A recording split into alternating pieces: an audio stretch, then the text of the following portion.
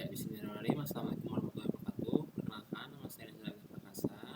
Saya merupakan mahasiswa Magister Kecerdasan Artifisial dari Departemen Ilmu Komputer dan Elektronika, Fakultas Matematika dan Ilmu Pengetahuan Alam Universitas Gadjah Mada tahun 2025. Di sini saya akan mempresentasikan terkait dengan proposal tesis dengan judul model pengambilan keputusan promosi untuk karyawan berbasis multi-agent menggunakan metode kriteria, important truth interkriteria, correlation atau kritik, dan combined compromise solution atau COCOSO.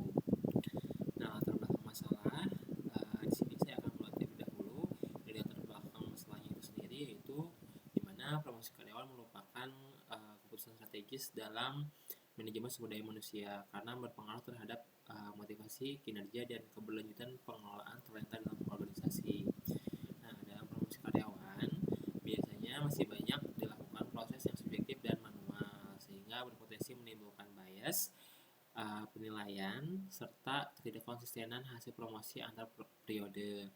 Lalu, banyaknya kriteria dan meningkatnya kompleksitas data karyawan membuat evaluasi promosi sulit dilakukan secara manual dan kurang optimal jika tanpa pendekatan sistematis. Nah, di sini saya mengusulkan terkait dengan DSS yang berbasis dengan multi-criterion decision making atau MCDM yang mampu membantu promosi secara objektif dan transparan dengan mempertimbangkan seluruh kriteria secara simultan atau bersama-sama.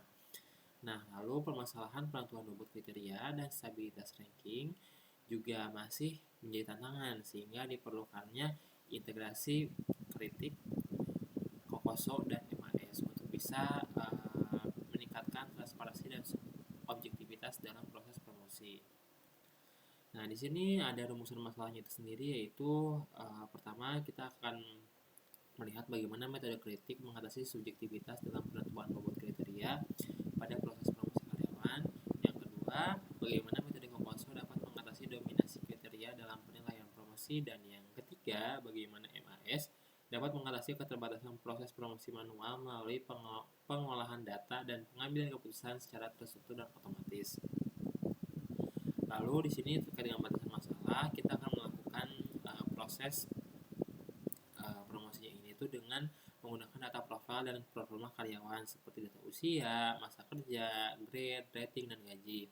Lalu kita akan melakukan pembuatan menggunakan kritik dan menggunakan COCOSO juga dan menggunakan MAS untuk bisa membuat agent otonom yang mana terdapat 3 agent otonom utama, yaitu data agent, weighted agent, dan decision agent.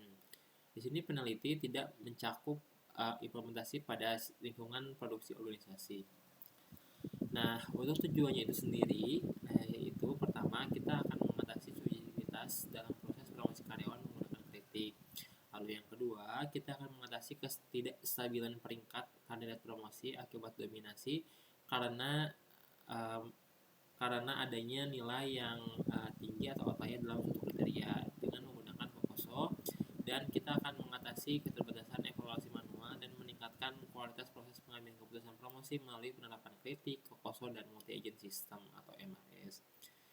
Nah, untuk manfaatnya itu sendiri, ada bagi perusahaan kita menyediakan alat pendukung keputusan promosi yang objektif dan konsisten. Yang kedua, kita memberikan kontribusi terhadap pengembangan decision support system modern berbasis multi-agent. Dan yang ketiga, untuk akademisi menambah literatur terkait dengan penggunaan metode kritik dan COCOSO dalam decision support system.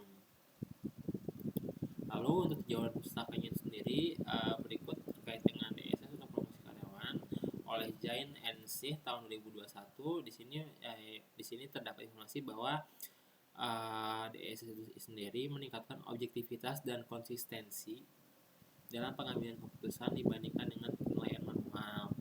Lalu untuk kritik oleh Diakoulaki tahun 1995 diinformasikan bahwa penentuan bobot kriteria secara objektif dapat dilakukan oleh metode kritik berdasarkan variasi data dan konflik antar kriteria. Yang ketiga, ada COCOSO di sini untuk membuat model lebih stabil dengan pendekatan kompromi antara penjumlahan dan perkalian oleh Yazdani tahun 2019, dan ada multi-agent untuk meningkatkan fleksibilitas dan efisiensi DSS dalam pembagian tugas ke agen-agen otonom oleh Woolrich tahun 2020. Nah, di sini untuk alasan teori kita ada 4 komponen. Yang pertama ada desain sistem, di mana di sini tuh nanti akan ada DSS untuk beberapa alternatif yang akan dihasilkan. Lalu yang kedua di sini ada multi agent system, di mana nanti akan ada beberapa agent otonom yang akan melakukan tugasnya masing-masing sesuai dengan tujuan atau goal base.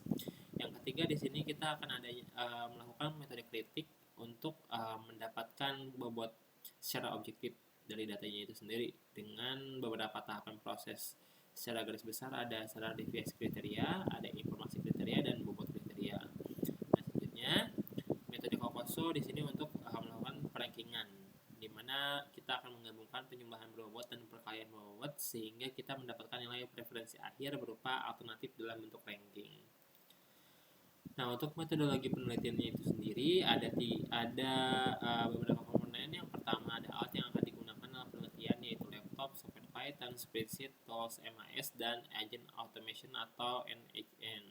Dan data yang digunakan di sini adalah data dalam penelitian ini digunakan yaitu profil karyawan yang akan dijadikan sebagai kandidat promosi, di mana data diambil dari PT Telekomunikasi X pada waktu Agustus 2025. Nah, di sini kita juga ada berbagai rancangan proses untuk multi agent DSS, di mana adanya agen sentral di tengah yang nanti akan menerima output dari agen-agen otonom, sehingga hasilnya akan diberikan langsung kepada agent atau manajemen untuk promotion decision. Lalu di gambar 1.2 ada alur evaluasi proses, yang mana ada 3 komponen yang akan dilakukan, yaitu uji validasi, uji sensitivitas, dan uji rank reversal, di mana ini dilakukan untuk mengevaluasi apakah model sudah cukup baik untuk bisa digunakan. Lalu ini terkait dengan jadwal perencanaan penelitian, mulai dari pengumpulan data, penyusunan proposal, analisis kebutuhan dan perancangan MAS, pengembangan model konseptual kritik, Kokoso dan MAS, dan pengujian serta perbaikan, lalu ada penyusunan laporan tesis. Ya, kurang lebih seperti itu untuk proposal dari saya. Terima kasih. Dan berikut ini adalah contoh dari poster tesisnya itu sendiri. Namun ini dalam bentuk proposal. Ini dilakukan untuk menunjukkan bahwa proses secara garis besar dalam bentuk poster itu seperti apa. Di sini saya menggunakan bahasa Inggris terlebih dahulu, yang mana ada terkait dengan introduction, ada objektif, lalu metodologinya, serta indikator review, apa yang akan kita gunakan, serta research flow, skema yang akan dilakukan, dan evaluasi yang akan dilakukan nantinya. Berikut juga ada timelinenya dan ada referensinya. Ya, kurang lebih seperti itu. Terima kasih atas perhatiannya. Wassalamualaikum.